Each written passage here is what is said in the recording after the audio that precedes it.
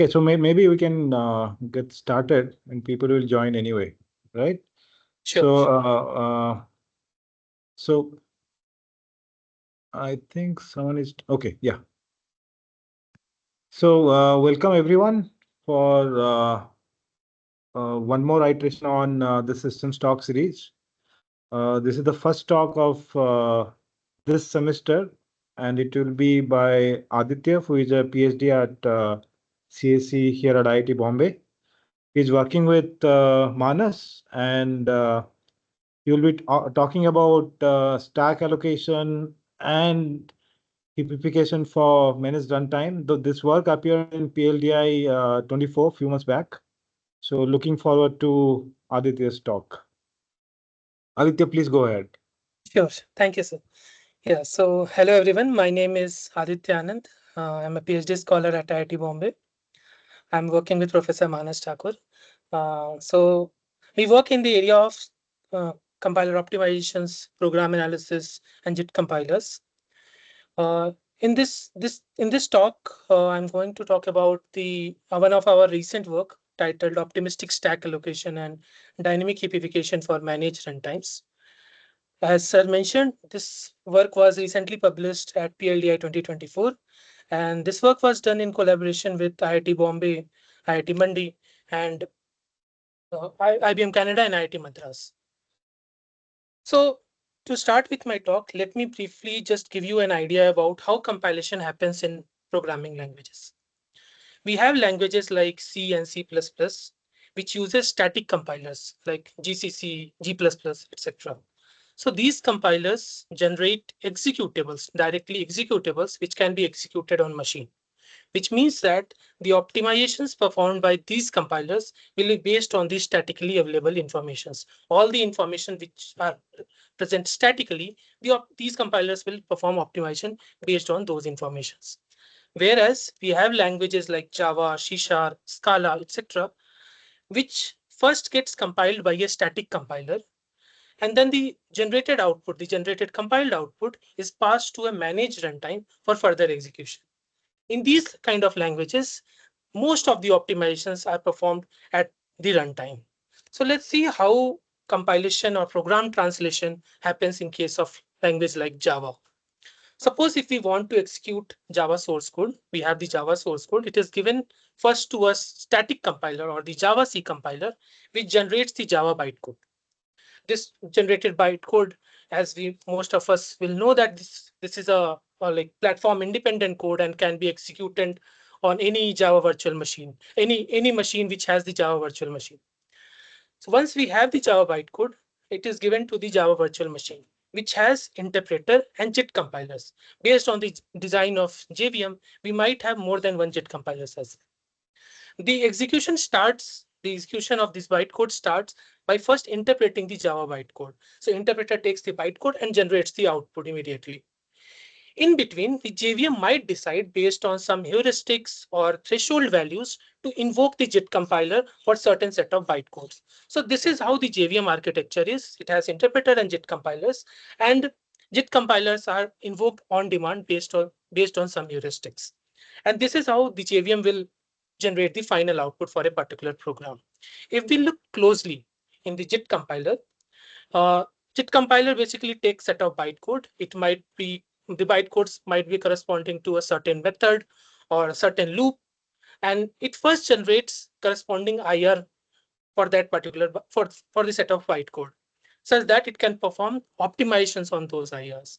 So the JIT compiler convert it to an IR, performs several optimizations on it, and then generates something called as the native code, or we can say that generates a binary.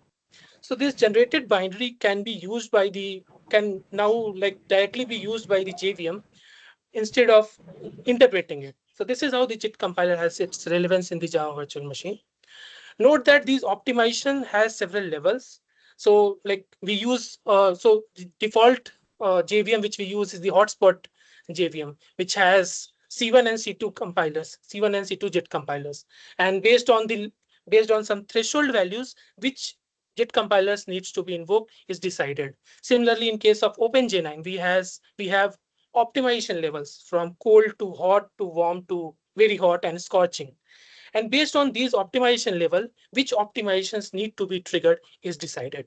So these optimizations are done in the JIT compiler, and we generate an optimized native code which can be used by the JVM to perform to generate the final output. So this is the overall idea. This is the overall architecture or design of the Java virtual machine, which takes the source code and generates the final output. In this work, we handle one such optimization which is being performed in the JIT compiler, which is related to the allocation of objects in Java. So let's talk about the objects in Java. So managed runtime for Java allocates by default all objects on heap. And once those objects becomes unusable or it's not being used further, it automatically gets freed up by the garbage collector. So if you have a statement like a equals new a, the created object will be by default on heap. As soon as this object becomes unusable or is not reachable, the garbage collector will free it up. The benefit of having this kind of memory model is that it unburdens the programmer from making any complex allocation deallocation decision, and further reduces the possibility of having any harmful memory bugs. But if the objects are on heap, there are few challenges as well. The access time is high. So since the objects will be on heap, we will have indirections while accessing the object through vtable. And the garbage collection, which is required for automatic freeing up the memory, is a kind of an overhead for the virtual machine. So if we don't want to keep objects on heap, one of the solution is to stack allocate. We can use stack allocation. The idea is we can allocate objects directly on stack. The advantage is we will have less access time, as we can just move the stack pointers and we can access the object. We don't have to worry about deallocating the objects, as the memory will get freed up as soon as the method which is allocating the object returns. So as soon as the method returns, the memory will get freed up. So we don't need to worry about explicitly deallocating the objects. But at this point, one question will come to mind. Can we stack allocate all objects? The answer is no. We cannot stack allocate all the objects because there will be certain objects which might be still live or still be getting accessed outside the allocating method. So it needs to be present in memory even after the allocating method returns. So how do we know which all methods to stack allocate? For that, we use an analysis called as scape analysis.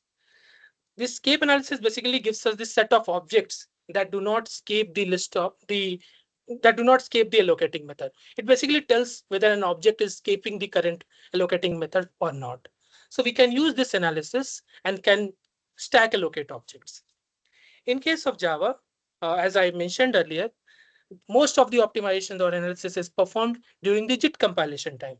And as JIT compilation happens on the fly, actually while your program is actually executing, due to which it's highly imprecise. We don't have budget to perform a precise escape analysis during JIT compilation time. And because of that, very few objects get stack allocated. We found that across several benchmarks, the OpenGenine VM was able to stack allocate only 0.16% of total number of objects that were getting created at runtime. Similarly, for other popular VM like Hotspot and Graal, the numbers were similar and very few objects were getting stack allocated. So to handle this challenge or to improve the situation of scape analysis, to improve the precision of scape analysis, one could suggest use static analysis for stack allocation. We can say that, or somebody can say that, okay, if you don't have budget to perform precise analysis at runtime, perform precise all kind of context, flow, field sensitive scape analysis statically. And then use the statically generated scape analysis result to optimistically allocate objects on stack at runtime. Note that we are using. May I ask a quick clarification here? Yes. So when you said 0.16%, was it 0.16% of all the objects or 0.16% of all the objects that could have been otherwise allocated on stack? No, 0.16% of in total number of objects.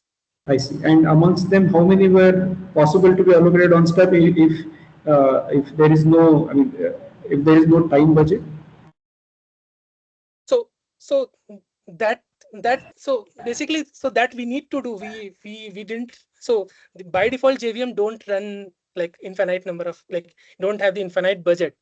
So if we run infinitely, we can get a maximum limit, but by default, we don't have that numbers. Sure. Thank you. Yes. Yes. Yeah. So coming back to this point, so we can use static analysis. So note that at this point, when we are saying that we are using static analysis, we are using the term optimistically. Since if we use static analysis, we have few more challenges that can come up. So the challenges are the dynamic features offered by the Java virtual machine or by the language. So we have features like dynamic class loading or hot code replacement. So dynamic class loading basically allows you to load a class at runtime. So new class can come up at runtime. Hot code replacement basically allows you to change the code at runtime. So if you use static analysis result, an object that was stack allocated based on static analysis result might actually start escaping at runtime. So you might go unsound. So how do we safely allocate objects on stack in managed runtime is the major question here. So let's see this with an example to get more clarity. Consider this code example. We have class A in that we have three methods, foo, zar, and bar, and we have a static field at line F. And then in method foo, we have three abstract objects, O4, O5, and O6. We are using line number as the abstraction to represent objects. At line 4, we are creating an object O4, which is being pointed to by the reference variable X. At line 5, we have the object O5 pointed to a variable Y. At line 6, the x.f, basically O4's field F will point to O6. At line 7, we have P pointing to O6, which is x.f. And at line 8, we have call to method bar. In method bar, so at call statement, if you see, we are passing P and Y as the arguments. And in method bar, if you see at line 13, we are doing basically P1.f equals P2. So P1 is basically object O6 and P2 is O5, which is being pointed to by Y. So the effect of bar will be that O6.f will start pointing to O5. At line 9, we have a call to method zar. And let's suppose in method zar, there is nothing interesting happening, or there is nothing happening which will change the points to status of method foo. So if you do static analysis of method foo, you will find out that this is the final points to graph which you will get. And you will see that there is no other reference. There is no reference for any of the object, either O4, O5, or O6, which is coming outside the method foo. So based on this result, your static analysis will say that, okay, if you can stack allocate O4, O5, O6 safely on stack at the runtime. So our static analysis will say that O4, O5, O6 can be stack allocated. Now suppose if at runtime a new class gets loaded. Let's suppose class B, which extends class A, and overriding the method zar gets loaded at runtime. Note that in this overridden method zar, at line 18, we have a statement q.f equals p. If you note what is q, q is basically a parameter in method zar. And then if you go at line number 9, we are passing q, which is a parameter in method foo as well, which means that the thing which the object which is being pointed to by P, which is O6, can now be accessed outside the method foo. So Q is pointing to some object whose field F will start now pointing to O6. So this changes our whole static analysis result which was coming. So which means that now in method foo, object O6 can be accessed outside the method also. Which means that if we have used static analysis result and stack allocated object O6 and O4, O5, O6, now O6 is a wrong stack allocation, as well as O5, which is being reachable from O6, is a wrong stack allocation. So this is the challenge. This is one way of having a challenge with dynamic class loading. Similarly, with respect to hot code replacement, what if we change the code itself? Similar kind of problem will come with respect to hot code replacement as well. And we will have incorrect stack allocation if we directly use our static analysis. So to solve this issue, or to come up with a solution for this challenge, we proposed an idea of dynamic heapification. The idea of heapification is that, suppose if we have stack allocated objects based on our static analysis result, and we found that the objects are allocated wrongly, the first thing which we do is we create a copy or we call it heapify the object. We heapify the object back on heap from stack. And then we recursively heapify all the objects, in this case, object O5, and suppose there might be more objects as well. We recursively heapify all the objects reachable from the source object by maintaining the relationship, the field relationship, which was there on stack. We do this, and then finally we correct all the references. Note that it might be the reference correction might be done not only on this stack frame. Maybe there might be some there might be some reference variable on other stack frame also. So you might have to walk the stack to find out which all reference variable is pointing to this object. Here, since object O4 was pointing to O6, now this field F is pointing to the newly created object on heap. Similarly, Y starts pointing to this newly created object O5. So this is the idea of heapification, the first thing which we do. The question will come to mind that how do we identify that the allocation which we have done is wrong? So how do we identify the need for heapification? So to identify to identify the need for heapification, we put dynamic heapification checks. We put some certain checks at each point where an object can possibly escape. Those points are return statement, basically a store statement where we are storing in a put field or a put static or an array store. When we throw an exception, so basically the bytecode a throw, we put a check. Similarly, if there is a call to a native method, and there can be a JNI API which is used to perform stores in the called CC+ code. So for all these kind of places where possibly an object can escape, we put certain checks which we call heapification checks. Let's see the idea of that check for a store statement. Let's say we have a statement, let's store statement a.f equals b, where the object pointed to by the b reference variable is the RHS object, and the object pointed to by the variable a is the LHS object. Now at this point, what are we checking? We are checking that is b should be heapified or not.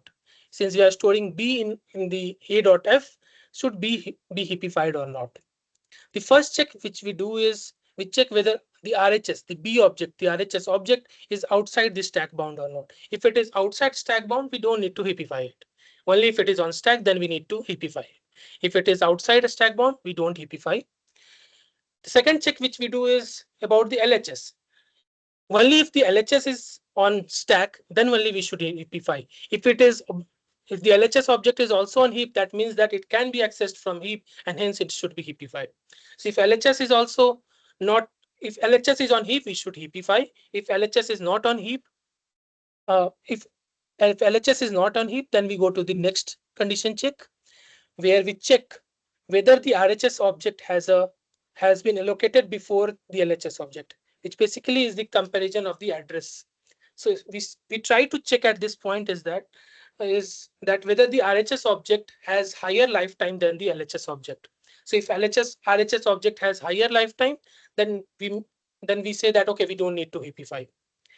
And if this condition is true, we don't heapify. If this condition is false, we go to the next part where we say that okay, we try to perform stack walk. We try to find out where actually this object is located, and based on locating the object, we will heapify the object or not. That's what is the overall idea of this heapification check at store statement. We have 4 checks. First 2 checks are regarding whether both the objects are on stack or not. Third check basically compares the address. That's the address comparison. And if the address comparison is true, which means that we don't need heapification. If address comparison fails, we try to perform stack walk and heapify if it is needed. So what is this heapify if needed? Like, what are the different scenarios which can get created at this point while performing this stack walk? Let's see those scenarios for a store statement. Let's say we have 3 methods, M1, M2, and M3, where M1 calls M2, M2 calls M3, and M3 has a store statement a.f equals b. Now the first case which can happen is we have a store statement in M3 a.f equals b. Now the object pointed to by the b, which is OB, is allocated in method M2, and object pointed to by A is allocated in method M1. Now, if you remember the address check, we are saying whether OB. So in this case, first let me tell that we are assuming that stack is growing from top to bottom, and we are going from a higher address to a lower address. That's the idea here. So which means that M1 will have a higher address than M2. The method M1 will start at a higher address than M2. So here, if you see, our address check will fail since OB will have a lesser address than OA, and hence we need to heapify the object OB here. So in this case, OB escapes. We have case 2, where it's exactly the reverse of the case 1, where OB was allocated in M1 and OA is allocated in M2. In this case, OB will be uh, at a higher address and OA will be at a lower address, and hence the condition will be true, and hence we don't need to heapify. Our heapification check will say that we don't need to heapify. So in case 2, if you see, our condition check was true, so we don't need to do stack walk. In case 1, since our condition failed, so in that case, we went up the stack to try to find out where actually is this object. We found that, okay, OB was in M2. That means that OA will be somewhere above, and hence we need to heapify it. So that's the idea. We walk up the stack and find out where is the object. Similarly, there is case 3, where OA and OB are on same stack frame. Now there can be a chance situation where OA was allocated before OB, and hence our condition fails. The address comparison fails, and hence we do stack walk. We found that, okay, OB is on the same stack frame as well as OA is also on same stack frame, and we don't need to actually heapify this time. So these are the different scenarios that can be created, that can come up at a store statement. And if you notice, one operation which we are doing repeatedly is this stack walk.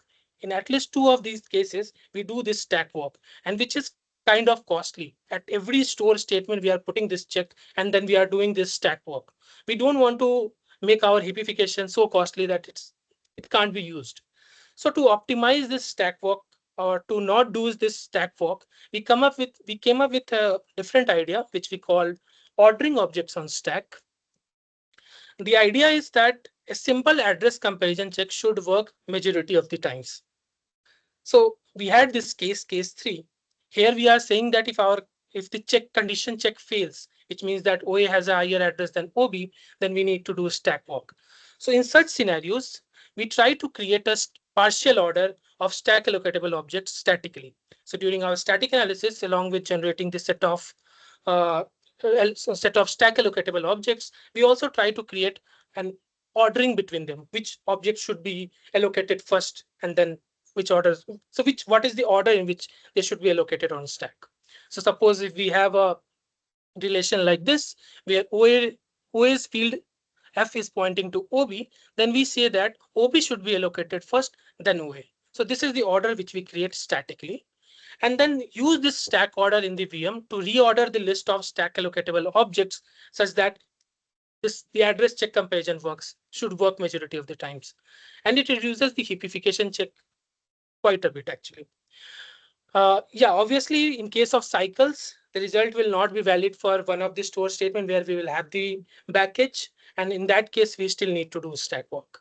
So this is the idea of stack ordering which we use. So this idea is the stack ordering idea we use to make our heapification check much more efficient. So coming to the implementation and evaluation part, we implemented our static analysis in the suite framework and our runtime component in OpenGenine VM. We used several benchmarks from newer Decapo 23.10 chopping to older 9.2 MRI. We also used spec JVM 2008 benchmarks. And our evaluation scheme had two major things. One was the base, which was the stack allocation with the existing scheme. If you remember, the JIT compiler is still doing escape analysis, which is not precise. So that was our base case. And the opt was with our optimistic scheme where we are supplying our static analysis result. And then we compute 3 major things. First thing is the enhancement in stack allocation. How much we improved the stack allocation if we use our optimistic scheme. What is the impact on performance? What happens to the garbage collection? So that's what we measure in our evaluation. Let's come to the one by one to each of them.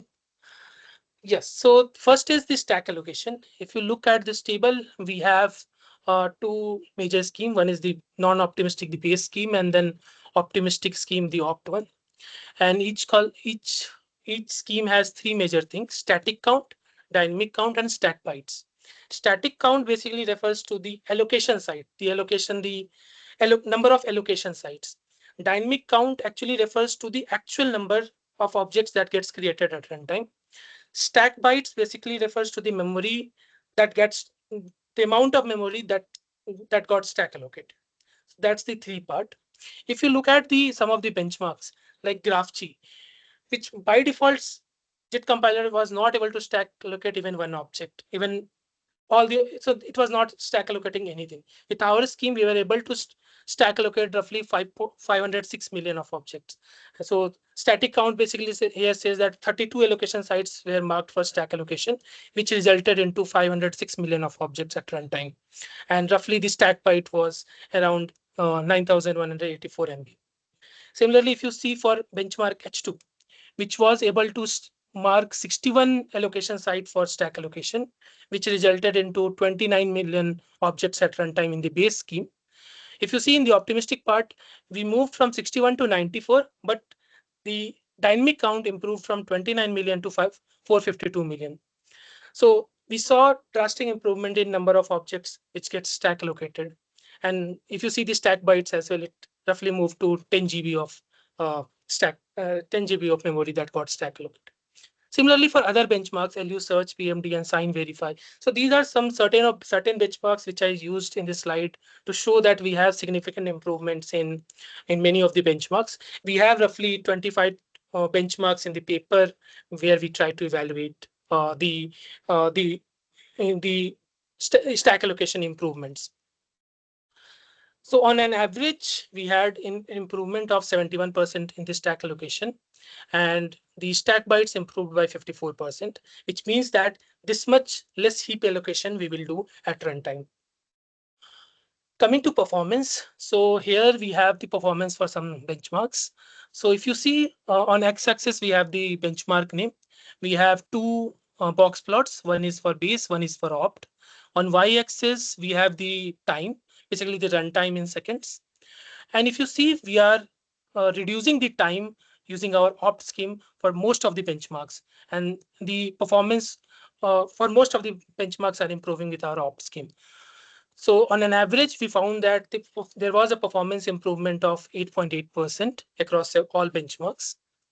Coming to garbage collection, so here what we tried to do was on x-axis, if you see, we have x, 2x, 3x, and default. Def is the default. We tried to measure the number of garbage GC cycle getting invoked on different heap size. So X is the minimum heap required to run that particular benchmark. Then we doubled the heap size 2x, 3x, and then we just didn't specify any heap size. That is the default one.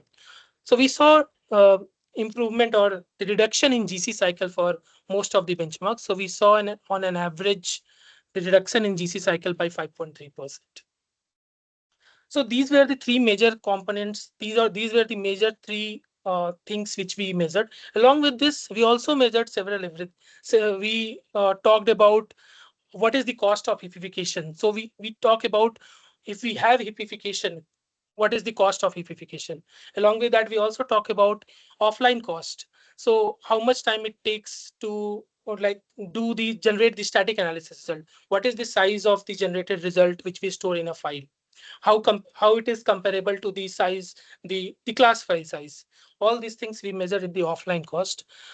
We also try to find out what are the allocation sites that are leading to this high number of allocations. What are the allocation site that is resulting in these higher number of allocation. We actually found that the context sensitivity which we are maintaining at static analysis time is resulting into more stack allocation number, and how this maintaining context sensitivity is giving some flavor of inlining the method at runtime. So we describe this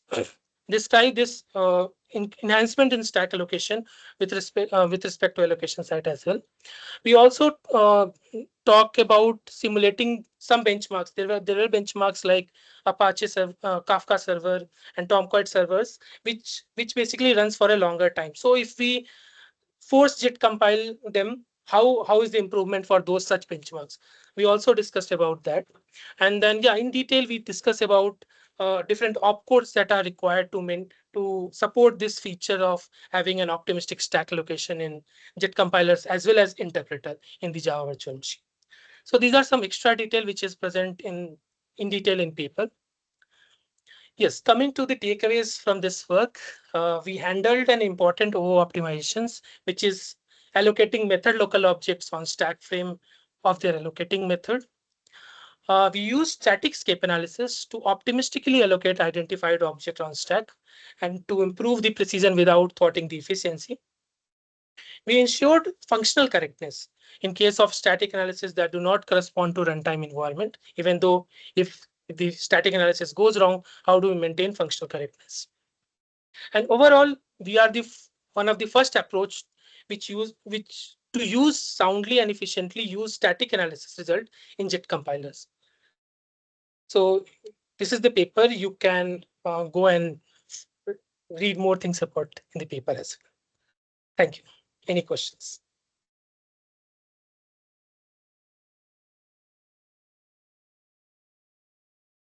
Aditya, great talk. I have few, trivial queries that we usually ask in systems research.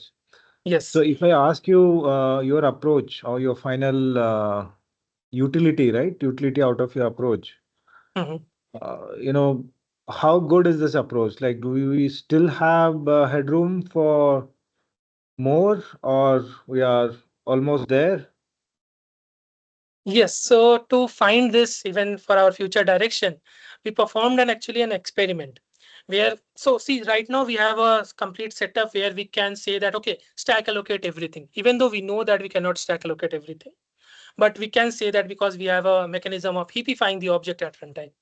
So we tried to perform an experiment where we say that, okay, statically we are saying that stack allocate everything. And then we found that for like currently in our approach, we are reaching to 14% or something for some benchmarks.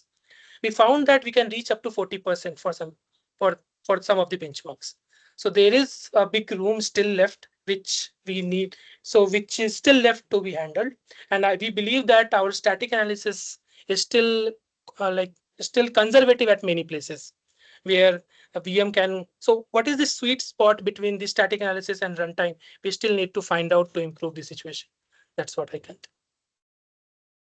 Yeah, makes sense. Great. I guess this also answers Rupesh's question in between where he asked, but he has left, I think, but he had asked about how many objects can you stack allocate when he said 0.16% of what. Now with our approach, we can say it's 0.16%, whereas it could have gone up to 40%. Yes. That's the bigger picture.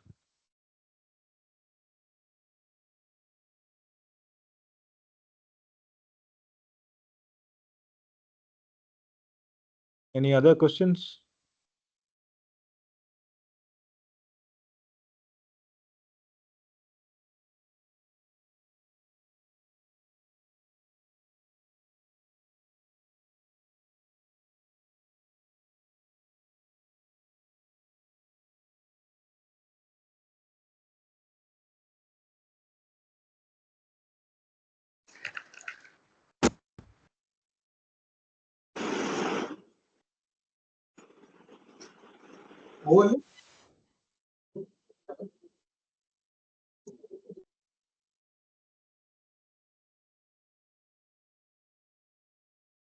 There is some noise coming.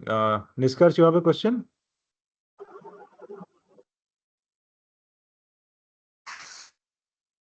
Hello. Yeah, go on. Okay. Thanks for the talk, Aditya. I have a basic question about the part where you motivated why the object should be allocated on the stack and not the heap. And when you highlighted few points of why it should be done, and you highlighted that the access time would be low on while accessing through stack and not from the heap. So could you just explain why that will be the case? Yeah, so on heap, so when you have object on heap, you have indirection. So you go through the V table. You just maintain reference on stack, and then you go to the V table, which is maintained on heap, and then you find out the address where is the object stored on heap, and then you access the object. Whereas if you store the object on stack, you don't have these indirections. You don't have to go to the V table. It's just everything on stack, and you can just move the stack frame based on some numbers, and you can get the access to the objects. So you don't need to do that in indirection. That's the major idea. Okay, so if I allocate an object on the heap, from using that object, I can get the address of that object, and that would be on the heap. So I can directly access that through that address, or Can you repeat? address of the object. Can you repeat So your if question? if I have an object, let's say A, on allocated on heap, so when I access A, I would be directly accessing the heap, right? Yes. Would there be other indirections to get to that address? So first is A is a reference which will be on stack, and that reference will be pointing to some V table address, and there you will have the basically some address on heap. Okay. So you have the indirection to from stack to heap. Now, if you stack allocate, you will not have that indirection. Okay, two more subtle points here, Nishkarsh. One is that you may not only access an object directly through a reference variable, you access objects via fields A dot, F dot, B dot, C dot, G dot, H. So there are multiple indirections. You will have to keep following each one of the indirections.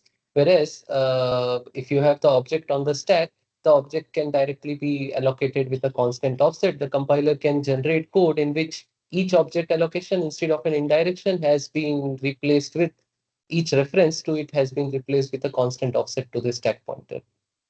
And of course, since you asked this question, I can also say that usually a stack frame might fit into the cache block, whereas for heap you'll have, unless you co-locate objects together, which is another optimization that JIT compilers can do, you would probably have to go multiple blocks to find out an object.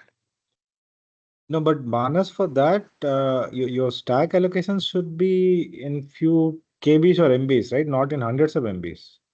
No, it's not. So the numbers that we showed are over multiple iterations of the benchmark. We run the benchmark long enough. Usually, none of the stack frame would be in the size of GBs or something. Would be KBs and MBs. Okay, yeah, got it. So, well, not exactly the V table, but for each object you have a box, and you go and access fields by going through the addresses present in that box. You were asking something, sir. Somebody was asking something. No. I was saying, how long is the run, the runtime of this benchmarks?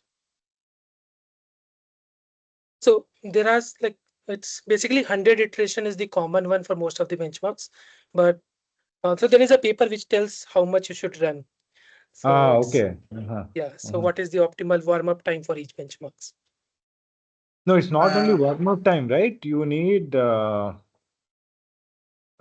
think okay, how define warm-up time? So it's basically it runs. I think in warm-up also it runs it multiple times. I guess I'm not sure about that. No, ideally, I what mean, you warm-up is the time the JIT overhead can get amortized. Okay. So you start measuring things only after you have JIT compiled most of the stuff. You run a benchmark long enough so that most of the JIT compilation has already happened. Then you start measuring performance and interesting stuff. Okay. Yeah. Okay. And these are all multi-threaded code, right? Some are not. Some are. Okay. And so just so that I highlighted this point, so carrying on the same point, how do you quantify the two cases wherein one attribute of one object is accessed from the heap and the same attribute of the same object is accessed from the stack? So what is the comparison of time that you will take since you motivated this point? So are you asking for exact number? How much will be the difference between accessing through heap and through stack, or is your question? I mean, in terms of how better did you make your approach by accessing it from stack and not from the heap? So if you can go to my performance slide, if you see for benchmarks here, like for compiler benchmark, if you see for across several runs, this is for across several runs, at least for 10, it's for 10 warm-up times. If you see the average time was about 0.36 seconds. And in with our scheme, it became roughly 2.75 or 74, 0.27. No, I mean, so I'm just asking a basic question. This is your optimization on top of many things. If Mhm. you just allocate that object on heap compared to it allocating on stack, how much difference will you get in time, access time? Yeah, so the base scheme here is allocating on heap, no? So the base scheme is allocating the objects on heap. That's the base scheme. By default, it's Okay. getting on heap. And our opt scheme is allocating on stack. So that's the improvement which you are getting here. I mean, what Nishkarsh you're asking is, can be obtained by dividing the number of objects roughly by this number. Okay. I mean, your optimization has a lot of things which are taken care, not just simple allocating on heap. There are other optimizations which are taken care here. So uh, that's why if this number is approximate, So the optimization is allocating objects on stack. That's what we are doing. Rest all things are just to make sure that the optimization is correct.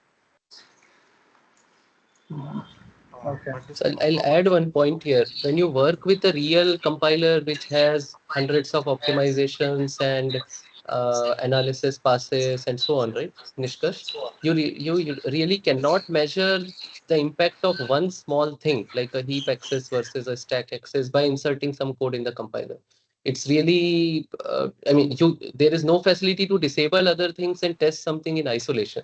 That's simply not available. So in a production setting like the one we use here, we can't really just go and insert one timer and be sure that the result which we get will be reliable. So it could only be measured over, let's say, thousands of object allocations and so on. And then, of course, you can never say that the result you got is right, because as you yourself pointed out, as you rightly pointed out, there are lots of other things happening as well.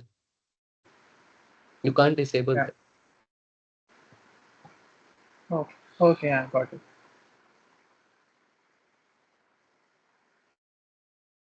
Omkar, you have a question? Go ahead.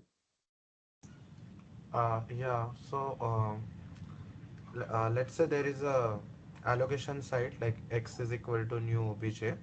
So this is a Mhm. static allocation site, but you can have multiple objects during runtime for that allocation site. Yes. So is it possible that one instance is present on stack and one instance is present on heap? Not really. Not really.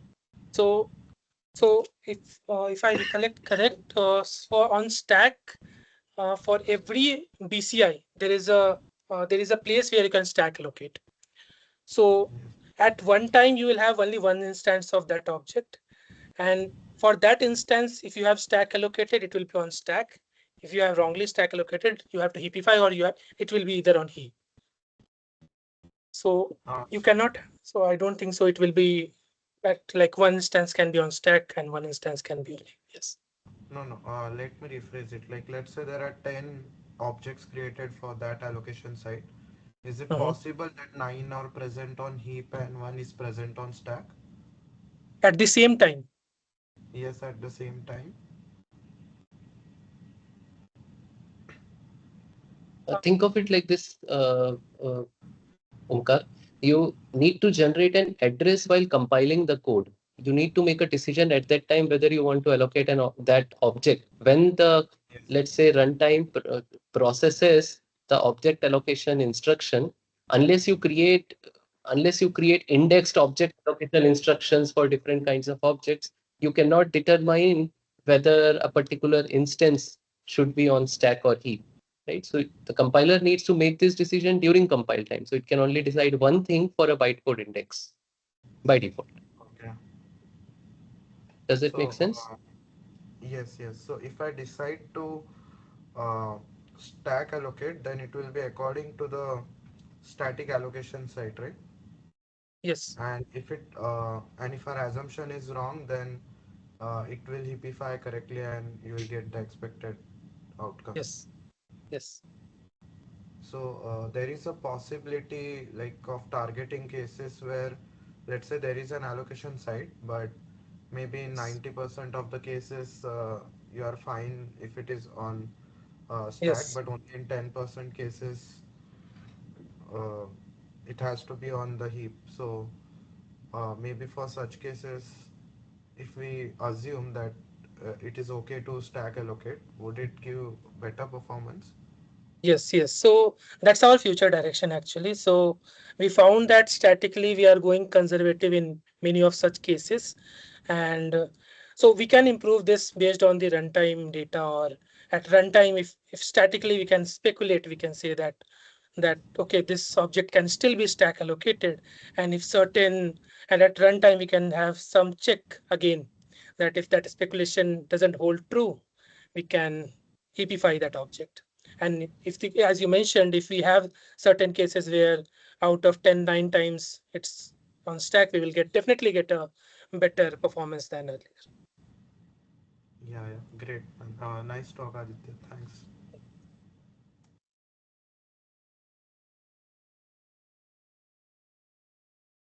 So I have one more query.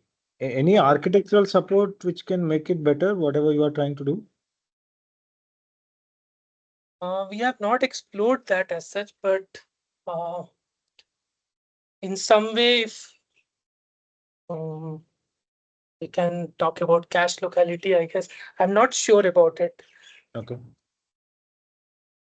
Okay, yeah. Any other questions or yeah, I can't see any raised hand, so I guess we are done. A general comment is first, since you asked that, I think Mhm. more than the architecture can help a compiler, the compiler can help the architecture more Then because help us. yeah, it's the other way around is possible in many scenarios. Please come to first floor. I'm in first floor and help me. Yeah, I guess we can discuss more on that. Okay, I guess if there are no more questions, we can stop here. Let me stop the recording. So once again, thanks Aditya, and thanks Aditya and Manas for answering all the questions. It was really great understanding, learning many things about PL. Looking forward to more such insightful work. Right? Thanks again. Yeah, thank you.